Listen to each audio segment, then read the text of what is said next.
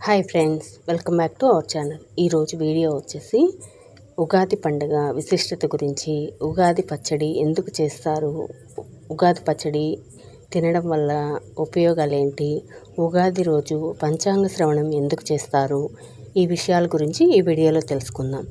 ముఖ్యంగా ఉగాది పండుగని తెలుగు వాళ్ళు నూతన సంవత్సరంగా జరుపుకుంటారు. నూతన సంవత్సరం అంటే కొత్త సంవత్సరం ప్రారంభం ఆ రోజు అన్నమాట. కట్టు బొట్టు సాంప్రదాయాలలో తెలుగువారికి ఒక ప్రత్యేకత ఉంది. అలాగే తెలుగువారి నూతన సంవత్సరమైన ఉగాదికి కూడా అంతే ప్రత్యేకత ఉంది. సాధారణంగా ఈ ఉగాది పండుగ మార్చి ఏప్రిల్ నెలల్లో వస్తుంది. కాలానుగుణంగా ఆ సమయంలో ఉండే చెట్లకు ఆకులు పండాకులు రాలిపోయి కొత్త చిగురు, కొత్త పువ్వులు, కొత్తగా కాయలు వస్తుంటాయి. అటువంటి వాతావరణాన్ని చూస్తేనే అర్థమవుతుంది ఈ ప్రకృతే మన తెలుగు వాళ్ళ నూతన సంవత్సరానికి అద్భుతమైన స్వాగతం పలుకుతుంది అని. అలాగే సకల జీవరాశికి కూడా ముందు సంవత్సరంలోని చెడుని, కష్టాన్ని, బాధని మర్చిపోయి పాత సంవత్సరాన్ని వదిలేసి కొత్త సంవత్సరంలో కొత్త చిగురు లాంటి నూతన ఉత్సాహంతో నూతన సంవత్సరంలో సుఖ సంతోషాలతో జీవితాన్ని ప్రారంభించాలని ఉగాది ఉద్దేశం. ఈ సంవత్సరం ఉగాది పండుగ ఏప్రిల్ 9వ తారీఖు మంగళవారం వచ్చింది.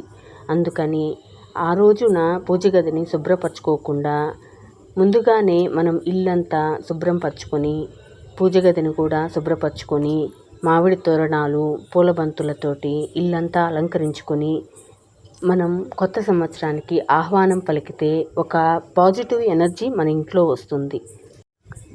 తెలుగు సంవత్సరాల్లో ఒక్కో సంవత్సరానికి ఒక్కో పేరు ఉంటుంది కదా.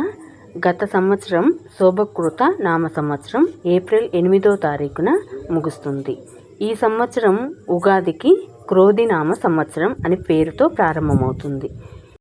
అలాగే ఉగాది పచ్చడి అంటే ఉగాది పచ్చడిలో పులుపు, తీపి, ఉప్పు, కారం, చేదు, వగరు ఇలా 6 రకాలు ఉంటాయి.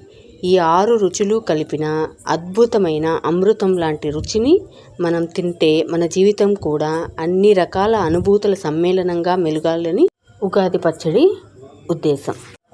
ఈ ఉగాది పచ్చడిలో కొత్తగా పండిన పంటల్లోని చింతపండు, లవణం, మామిడికాయ, మిరపకాయ, వేపపూత ఇలాంటి కొత్తగా పండిన పదార్థాలతోటి ఉగాది పచ్చడిని తయారు చేసుకుని ఇంటిల్లపాది ప్రసాదంగా స్వీకరిస్తే ఆరోగ్యానికి ఎంతో మేలు కలుగుతుంది. కొందరు ఇలా అనుకుంటుంటారు, ఏదైనా మంచి జరిగినా చెడు జరిగినా ఉదయం లేవగానే ఎవరి ముఖం చూసామో ఇలా జరిగింది అని. మంచికైనా చెడుకైనా మనం ఈ ఫీల్ ఉంటుంది. అలాగే నూతన సంవత్సరం రోజు కూడా మనం ఏ మంచి కార్యమైనా చేస్తే సంవత్సరం అంతా మనకు అలా మంచే జరుగుతుంది అనుకొని కొత్త సంవత్సరం రోజు కూడా ఇలాగే అంతా మంచే జరగాలి కోరుకుని ప్రారంభిస్తుంటాం.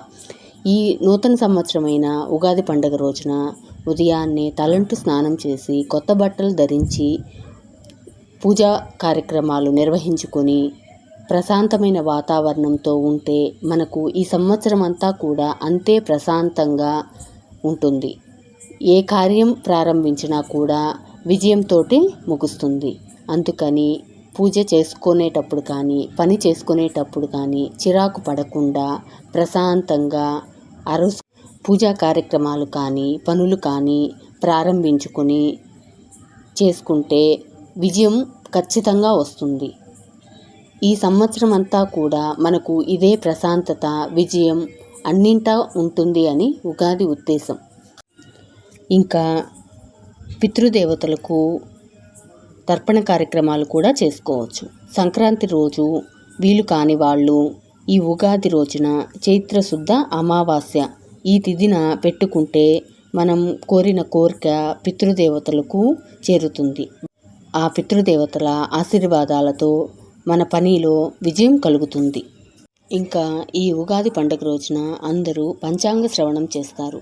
ఈ పంచాంగ శ్రవణంతో మనం భవిష్యత్తు గురించి, మన గ్రహాల స్థితిగతుల గురించి తెలుసుకుంటే మనం చేసే పనిలో ఆటంకాలు రాకుండా చూసుకోవడానికి చేపట్టిన పనిలో విజయం సాధించడానికి దోహదపడుతుంది. అందుకోసమని ఈ ఉగాది పండగ రోజున అందరూ పంచాంగ శ్రవణం చేస్తారు. ఈ ఉగాది పండగని అందరూ నూతన ఉత్సాహంతో జరుపుకొని సుఖ సంతోషాలతో ఆయురారోగ్యాలతో మెలగాలని ఆ భగవంతుణ్ణి ప్రార్థిస్తున్నాను. ఈ వీడియో కనుక నచ్చినట్టయితే ఒక్క లైక్ చేయండి. ఇటువంటి పూజల వీడియోలు మన ఛానల్లో ఉన్నాయి. మన ఛానల్ని సబ్స్క్రైబ్ చేసుకోండి.